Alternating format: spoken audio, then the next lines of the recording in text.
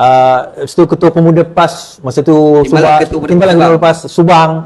Dan pengalaman di dalam parti politik dan sebagainya. Baik. Lawan. Tetap lawan. Straight to the point lah. Cerita dia sebelum kita pergi ke cerita Jeriji, sebab tajuk cerita malam ni adalah kisah Ustaz Wan G di dalam Jeriji, kisah di sebalik Jeriji. Siapa Ustaz Wan G ni? Dan so ada orang PAS yang baru-baru ni tak kenal Ustaz ni sebenarnya. Kan di dalam PAS tu siapa? Sampai mengatakan Ustaz begini begitu liberal lah, tak masuk lagi kafir dan munafik, tu cerita lain lah kan. Siapa Ustaz dan apa siapa Ustaz dulu di dalam Parti Islam se-Malaysia? Silakan Ustaz. Okay, bismillahirrahmanirrahim. Assalamualaikum warahmatullahi wabarakatuh. Selamat malam semua yang hadir, sama ada penonton ataupun yang hadir dekat dewan kita pada malam ni. Alhamdulillah, kawan-kawan semua kan. Okey, permulaannya Ustaz Samsul pun ada Alhamdulillah, dia telah menjadi imam kita pada malam ni selepas dia bersara daripada Adun. Take over balik jawatan imam dia. InsyaAllah. Okey, saya ni nama Wan G bin Husin lah. Saya rasa ramai orang dah kenal, tapi ada juga yang tak kenal lah. Jadi walaupun ramai, rupa-rupanya lagi ramai tak kenal. Dan saya ni kalau segi asalnya orang Kelantan lah. Dilahirkan di Pasir Mas Kelantan tapi dibesarkan di Selangor. Belajar di Selangor, di Sungai Buloh daripada kecil sampai menengah. Lepas tu belajar di Kelantan juga, dekat Institut Pendidikan Balaghul Mubin, Pasir Mas Kelantan. Lepas tu Pondok Lubuk Tapal. Lepas tu belajar di Pakistan. Pakistan. Boleh cakap Urdu kan? Urdu bol sak tahu. Saya boleh cakap Urdu. Hindi sama lah. Same, sama je. Dono Zaban berabar hai. Dua-dua bahasa ni sama je. Ustaz Tuan Guru Nik Aziz pun juga Pakistan juga kan? Tuan Aziz dia belajar di India dan Pakistan. Saya belajar di Pakistan lah. Lepas tu di Pakistan selama 4 tahun. Kemudian saya pergi ke Al-Azhar, belajar di Mesir. Pulang daripada Azhar, saya sama belajar sekejap dekat UKM, tapi tak sempat habis. Master tu tak sempat habis sebab masa tu ada masalah kewangan. Master. Dalam apa tu masa tu? Kajian syariah Islam juga. Lepas tu masa tu saya berkahwin, baru dapat anak. Jadi sibuk nak cari duit lah, nak baru dilahirkan lah. Last sekali tak pergi kelas. Kena buang. Universiti UKM sini. Lepas tu bila UMK masa tu baru buka, saya pergi daftar Universiti Kelantan. Universiti Kelantan, saya sambung master sampai habis. Dan sekarang ni saya tengah buat PhD lah kat universiti yang sama. So Ustaz ni bukan jalan-jalan tuan-tuan tengah buat PhD, dah habis master, tengah buat PhD ni. Dah siap dah tesis. Nak tunggu viva. Tajuknya? Tajuk dia adalah pendekatan manhaj kritik matan hadis dalam mengatasi pentafsiran orang teroris terhadap Islam. Degree Ustaz dulu bukan dalam hadis kan, dalam usul fiqh kan? Usul fiqh. Tapi PhD ni mau kepada dalam hadis. Dan melihat kepada terorisme. Dua. Tengok orang teroris, dia tafsir Quran macam mana, lepas tu kita nak counter. Saya mencadangkan metodologi untuk nak counter. Jadi Ustaz orang paling sesuai nak cerita pasal topik Khawarij lah ni. Itu last kita cerita lah. Okay. So lepas tu Ustaz, dalam pengalaman dalam PAS? Dalam PAS saya aktif. Saya ahli PAS ni lagi lama sebenarnya. Masa belajar di pondok tu dah jadi ahli PAS sebenarnya. Tapi bila balik daripada Azhar, masa tu lah aktif. Saya balik Azhar tahun 2004. 2005 tu dah jadi ahli, dah terlibat dalam PAS secara aktif. Dan saya memegang jawatan dalam PAS ni, yang pertamanya adalah Ketua Ulama Pelapis Dewan Ulama PAS Negeri Selangor. Ketua Ulama Pelapis Dewan Ulama PAS Selangor. Dan yang keduanya adalah AJK Dewan Ulama AJK Lajnah Ulama Pelapis Dewan Ulama PAS Pusat. Okey. Jadi negeri ada pusat. Saya tak faham sebenarnya PAS punya kedudukan yang mana lebih tinggi? Dewan Ulama ke, Majlis Syura ke, Presiden ke? Macam mana ni Ustaz? Boleh terangkan sikit? Dia PAS ni dia ada presiden. Dalam presiden tu dia ada jawatan kuasa PAS Pusat.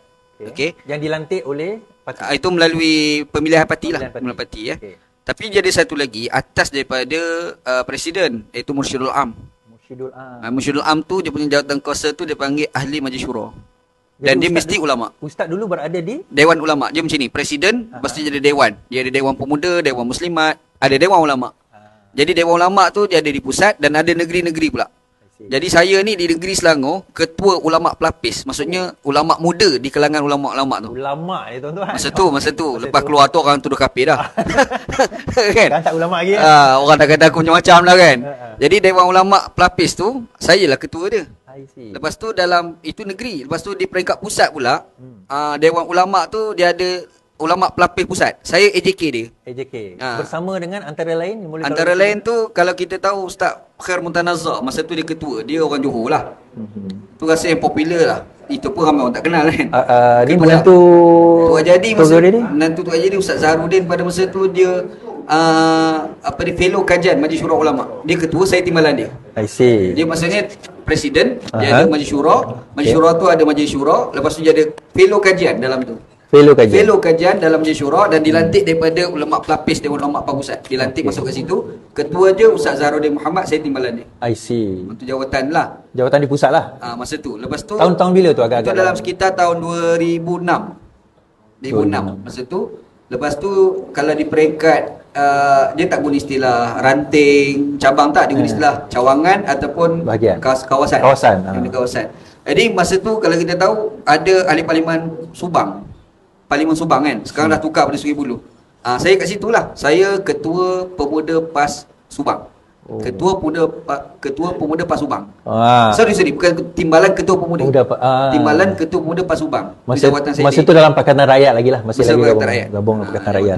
Itulah jawatan dalam PAS lah. Dan kekuatan Ustaz masa itu adalah dalam bidang kajian? Bidang kajian. Saya memang dalam fellow kajian Majlis Syura Dewan Ulama bersama dengan Ustaz Zaharudin Muhammad, menantu Tok Jadi lah.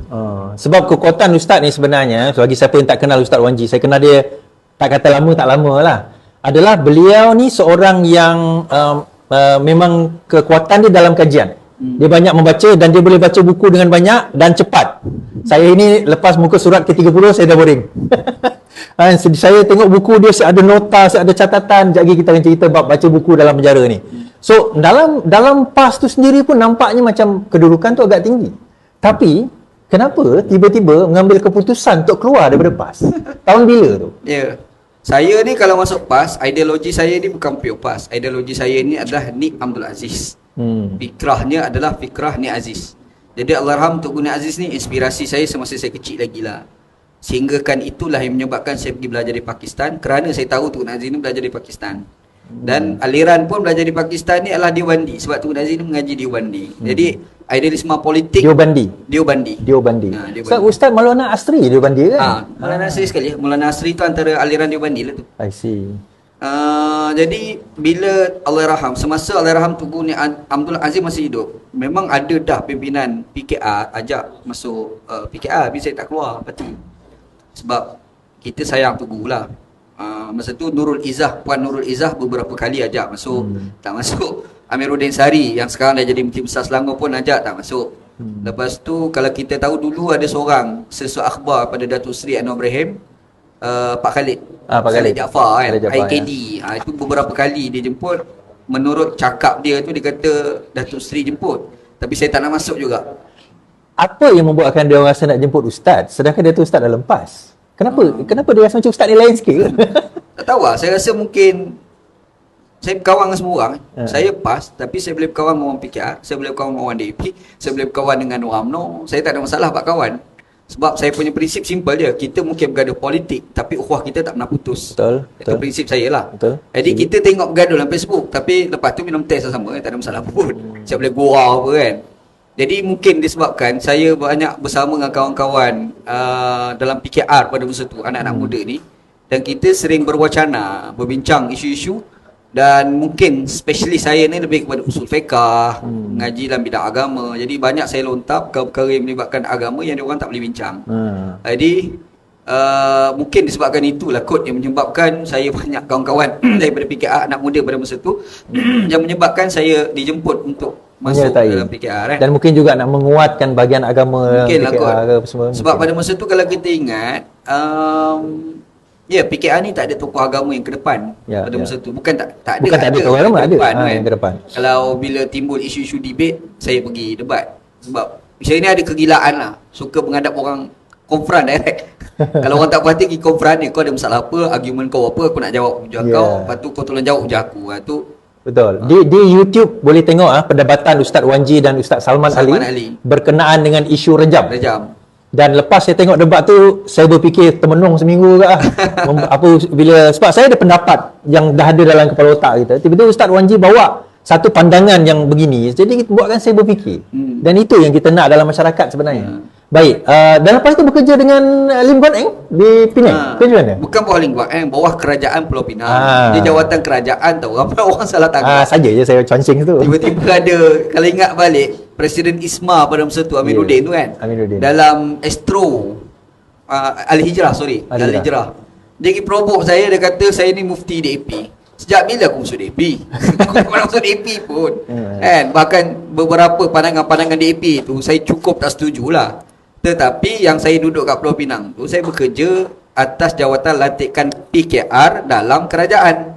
Sebab dia ada jawatan kerajaan, satu lagi jawatan lantikan parti kan. Lantikan politik kan. Lantikan politik dia panggil. Saya duduk kat situ lah, bawah kerajaan Pulau Pinang, Esko Penerangan. Kan? Jadi bawah situlah. Cuma kaedah Pulau Pinang ni, kalau kau pegang satu jawatan, kau kena angkat sumpah.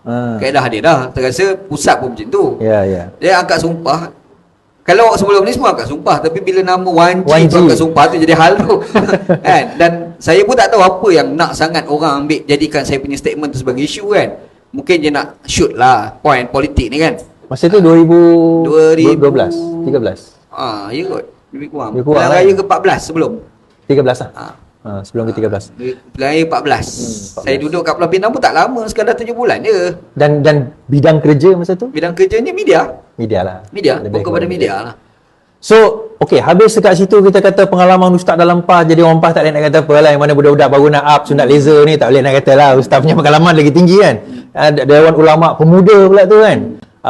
Lepas tu ketua pemuda PAS masa tu Timbalan Ketua PAS Subang, dan pengalaman di dalam parti politik dan sebagainya. Baik.